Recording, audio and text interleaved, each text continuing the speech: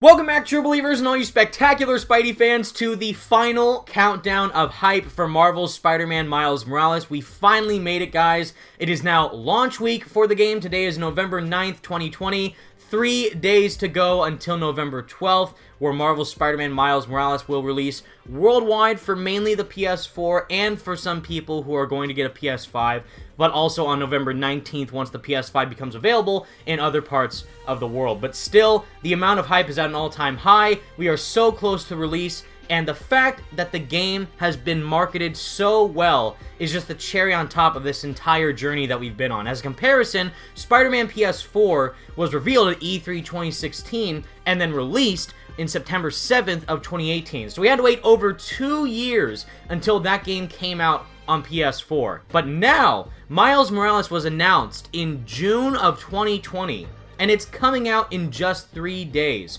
Because two reasons: that the marketing for this is different since it is a standalone spin-off game, so it's shorter, it's not going to be as long or as a full compact game as what Spider-Man PS4 was, so they should probably get ahead of the marketing instead of kind of trickling things out and waiting for quite some time. But also, it's a launch title for the PS5 as a full-on next-gen game, but also as a cross-gen game with the PS4. However, they're primarily marketing it as its lead PS5 launch title, which is insane. So it shows how much faith Insomniac and Sony and Marvel have within this game and the character of Miles Morales as a whole to lead into the foray of next gen as its core launch title. There's other titles coming out as well, like Demon Souls and Astro's Playroom, and I think Godfall as well. But Miles is the core factor for hardcore Spidey fans who love the first game, and a very recognizable brand right off the bat that everyone will, familiarize themselves with, seeing how wonderful the first game was and saying, you know what, that next game looks pretty cool with Miles. Oh, the first game was great, so I'll definitely try and get Miles. Not on PS4,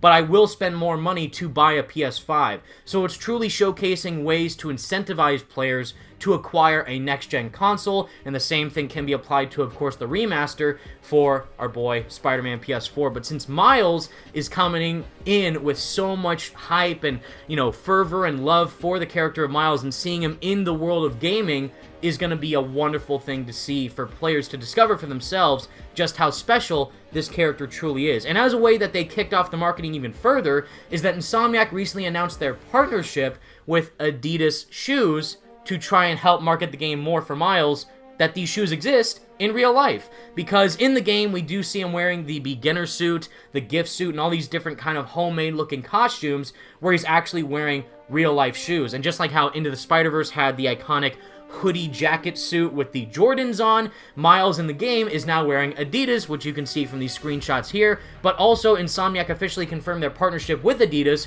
and they're making those same shoes that Miles wears in the game in real life. And I think that's a very, very unique way to try and combine two different mediums and platforms together and synchronize it with a character that can represent both things with gaming and style in a very unique and fresh way. And if people love the styling from Miles and Into the Spider-Verse with those Jordans, I know people are upset that the hoodie Jordan suit is not in this game, but at least we do have the main Spider-Verse costume, and these new shoes do look very fresh. Me, I'm not a big shoes guy, but still very, very cool if any of you are interested in that type of deal. And I do believe that they said that they are coming out close to the game's main launch of November 12th. So that is going to be very, very sick to see.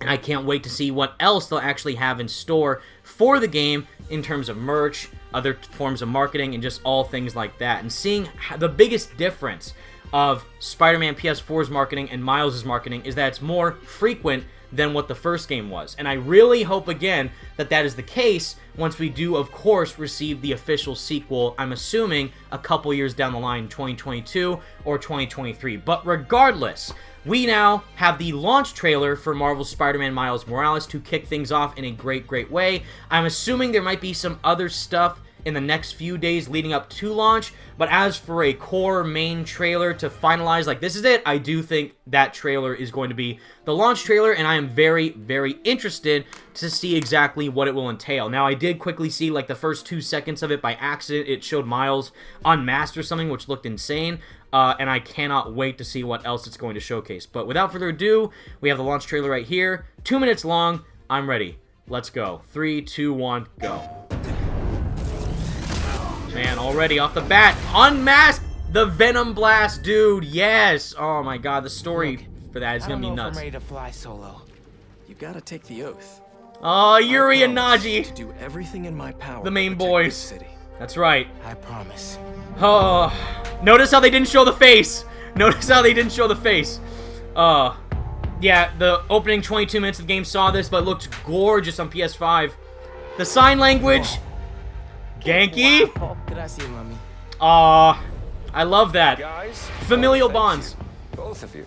Simon Krieger. You need to lay low. Troy Baker. Don't trust Whoa! anybody Whoa, until you wait! take off that mask. What? They know each other. Wait, whoa, whoa. They need Okay, very interesting twist. Miles.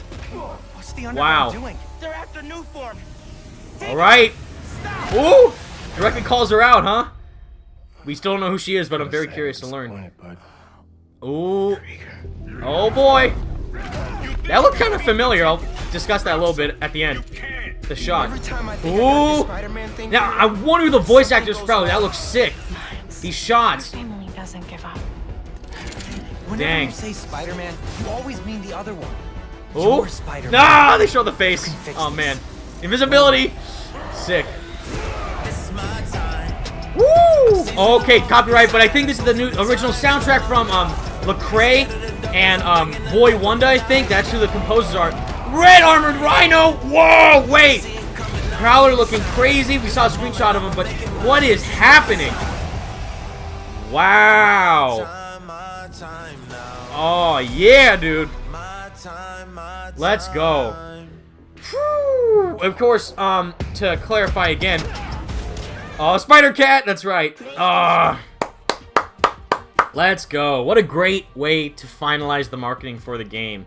The first launch trailer for Spider-Man PS4 was already great because it was very lively and, you know, kind of, in a way, Homecoming-esque. Like, he's living his best life. He's dealing with his struggles, with his personal life and his villains, but they kind of made it really fun and vibrant with the music choice they decided to go with. For that launch trailer for the first game. But Miles here, like the unique soundtrack that they have going on with artists that embody the cultural representation that Miles has with, African American descent, Puerto Rican descent. We saw that with his mom. Artists like Boy Wonder, Lecrae, Kid Cudi, and Jaden Smith, and as well a couple of others, I think. Of course, the main composer himself is John Paisano. But these different breaths of life being inputted into the character of Miles that we haven't seen before in the comics or into the Spider-Verse even is going to be very, very fun and very inspiring, I would think, to see unfold as a player enveloping within this universe. Because as a core fan like myself, I grew up with Peter Parker.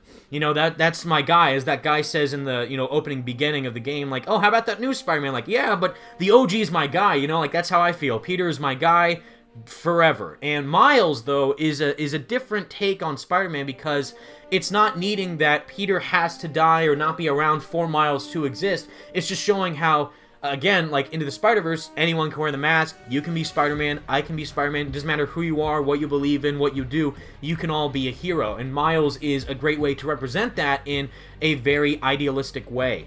And seeing the narrative that's being inputted for his character, with dealing the balancing of the duality of his identity with Spider-Man and Miles, with his mom and his friends, but his personal relationships with Peter, and of course the enemies he has to face with Rhino and the red Roxxon armor, which we saw art of, looks amazing, and Prowler mainly is what I'm the most interested in. So we saw a screenshot of him previously that Insomniac posted, but so apparently they know each other, that Aaron Davis is the Prowler and Miles is Spider-Man, so that is a huge, twist from what we saw in Spider-Verse, where that was the core, turning point, is that he found out near the end, I guess, like late point of the movie, that his uncle was the Prowler, and Miles had to confront him, and then of course Kingpin shot him, and we get that kind of symbolism between the Uncle Ben death that Peter experienced and Miles' death for Aaron Davis as his own uncle, so it kind of flips and flops in that way. But this is very different. Like, apparently Prowler is going to be teaming up with Miles, I guess? Like, I have no clue what's happening there, but if so, that is a very unique take on the character. I really hope that they flesh out Aaron Davis's character